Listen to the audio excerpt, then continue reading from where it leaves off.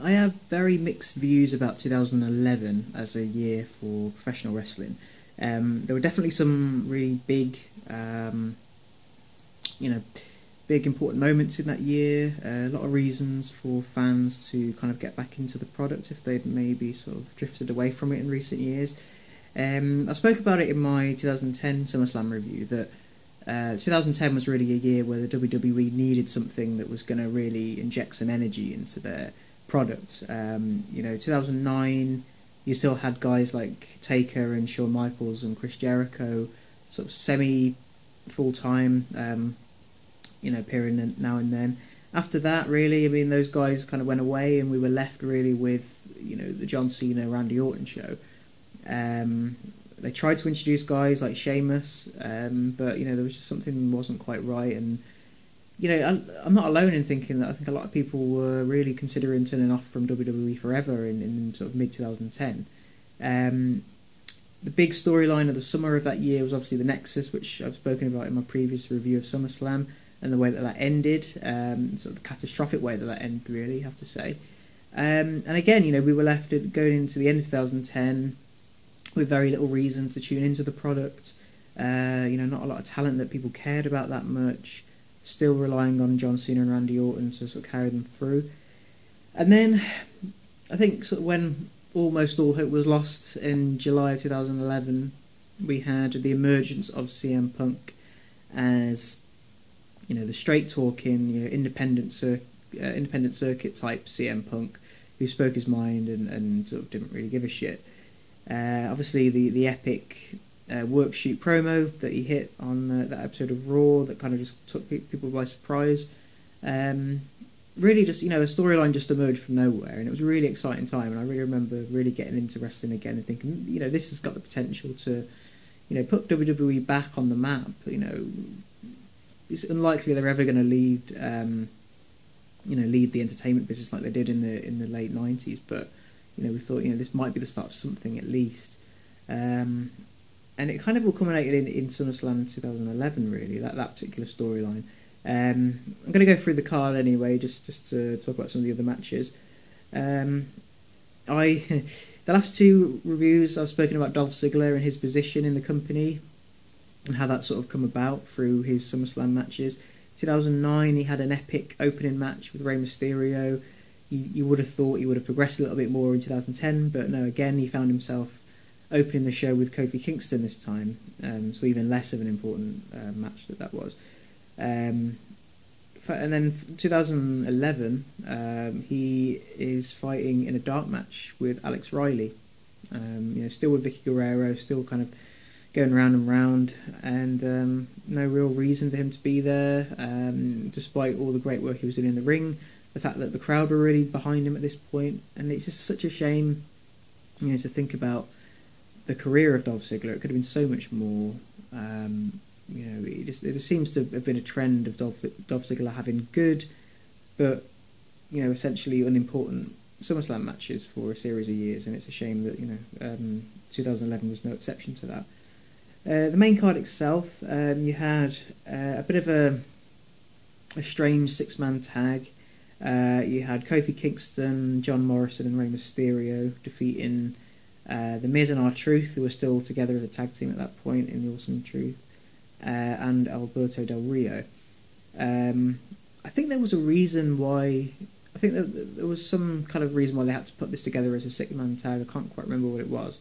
But it just felt like, this is a way to get guys on the SummerSlam card that we hadn't really thought about. That the kind of the mid-card that are too high up in the company to kind of ignore for a pay-per-view like SummerSlam, but not important enough to be given an actual storyline. So they just kind of felt like a thrown together match. It was all right. It did, for a six-man tag, it didn't go very long. I think it was under 10 minutes. And the face team won, I guess, which is to be expected in the WWE.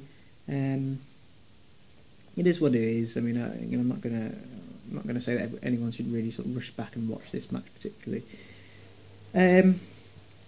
We had a nice little feud, I remember, with Mark Henry and Sheamus. If I'm not mistaken, this was the kind of the time where they were re-establishing another kind of incarnation of Mark Henry, really sort of portraying him as an unbeatable badass, you know.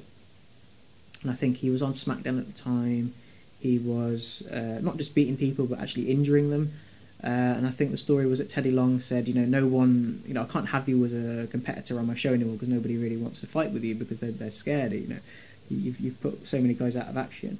And it was Sheamus who was kind of on the verge of a face turn, who came out and said, you know, I'll fight you. You know, I'm not scared of you. And it started off a nice little feud between the two of them. And this match was probably one of the best that they had, I thought. And it didn't even end cleanly. It was a count out. And I understand why he didn't want Sheamus losing, because I think they had some kind of a plan for Sheamus going forward after this. And you know, you'd established Mark Henry as such a dominant force for so long in the run-up that it would have made little sense for Sheamus to go over clean. So they ended it in a count-out decision, which was all right for what it was.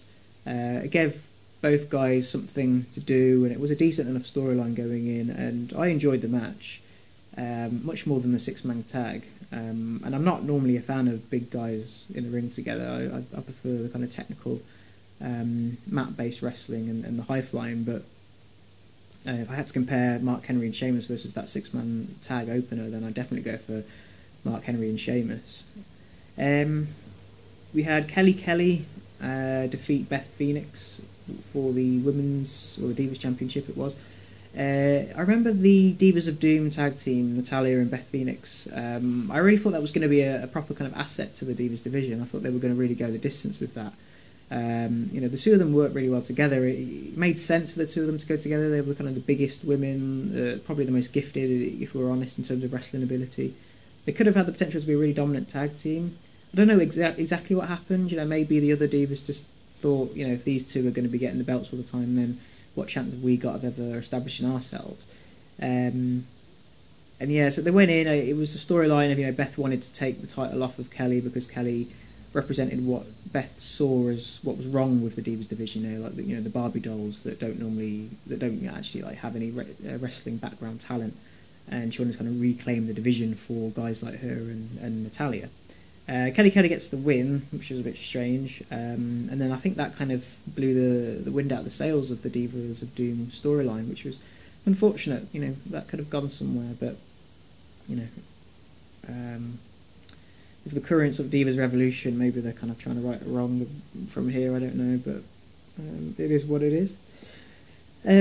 Wade Barrett defeated Daniel Bryan. This was, I believe, Daniel Bryan was the Money in the Bank holder. Him winning the Money in the Bank kind of came out of nowhere.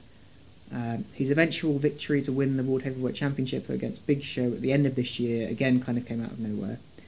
It was a very strange time in the career of Daniel Bryan, because the crowd were behind him. He was a very popular superstar. You could tell that WWE machine weren't really that interested in him, but obviously they were giving him some kind of opportunity. I don't know what it was, just as a way to kind of pacify the audience at the time, but he kept being given these opportunities, and he did what he could with them. But to have him kind of be defeated by Wade Barrett was a bit odd. The match itself had a bit of purpose and story behind it. Obviously, Daniel Bryan being part of the Nexus originally, and then being kicked off. They were trying to establish Barrett as a future star. I think from the Daniel Bryan DVD recently, I think they were saying that they were planning to give the briefcase to Barrett that year, but they decided to go with Bryan instead. So yeah, there's some history behind it. It was a decent match. I mean, you'd expect these two to have a good in-ring performance together. Slight surprise that Barrett got the win, considering Bryan was the Money in the Bank holder, but you know, it was a decent match. Just enough time, I think. You know, under 15 minutes, I think it was. And then, yeah, we had probably one of the most annoying storylines of that year, other than what was going to happen with CM Punk eventually after this. But before that, one of the most annoying storylines was Christian and Randy Orton. The story was that Christian won the title after Edge retired, which a lot of people were really into. A lot of people had been waiting for that moment for a while. And then the SmackDown after he'd won, Randy Orton came out and said, I want to challenge for the title. Teddy Long gave him the match, and Randy Orton became the champion that night. just kind of blindsided everybody. Like, well, why? What was the point in Christian winning that, and that big historic moment where he was hugging Edge, and it was supposed to be a crowning of a new phase of Christian's career. I think what really annoyed me about it wasn't just the fact that Randy Orton came out and took the title off him straight away. I mean, if you're going to do that, at least have Randy Orton going as the heel for the storyline, because nobody wanted to see Christian lose the title. But the crowd were being asked to boo Christian and cheer for Randy Orton, where a couple of weeks before we were expected to see it as a big marquee occasion that Christian won the title in the end. So it made no sense. I hated this feud. I hated everything about it. I think Christian went in as a champion here because I think he sort of won by some stupid bullshit reason in the previous pay-per-view. And then, this match, it was a very good match if I remember watching it. All things being equal, if you just went in and didn't know the background to it, you'd enjoy watching it. But with professional wrestling, it's very difficult to enjoy matches in a vacuum in that way. And I just hate everything about this feud, and I'm not prepared to speak positively about this match because of that, unfortunately, even though it was a fairly decent match in itself. And then we get to the main event. CM Punk versus John Cena. Triple H is the special guest referee.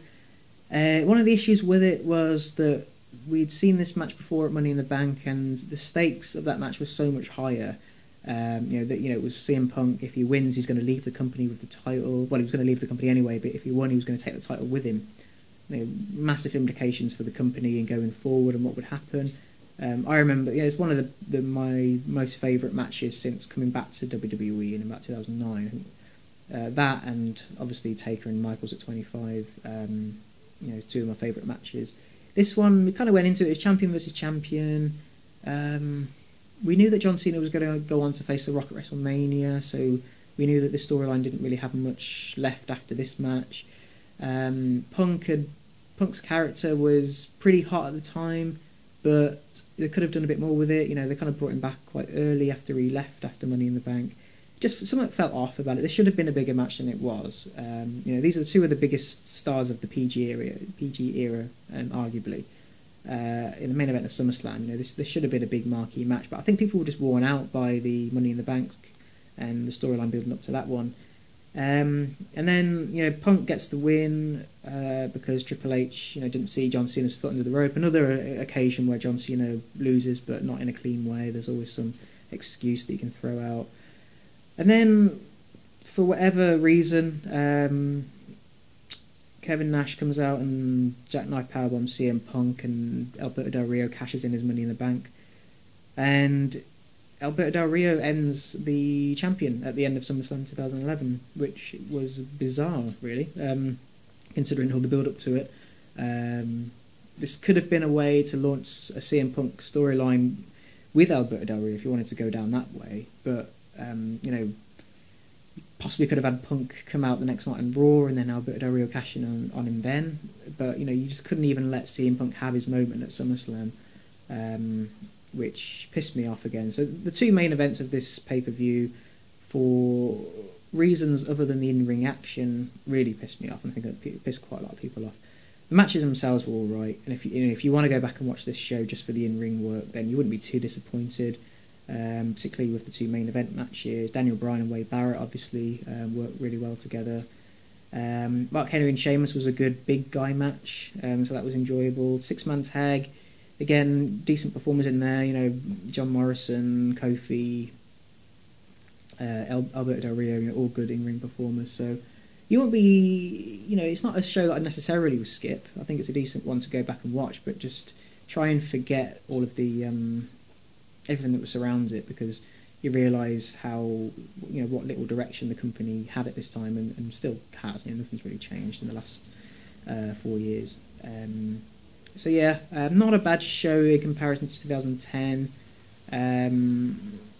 Yeah, I would recommend going back and watching it if you are into the kind of CM Punk character at the time, but just be prepared to get pissed off by remembering what happened with Christian. Okay, see you again for 2012. Thanks.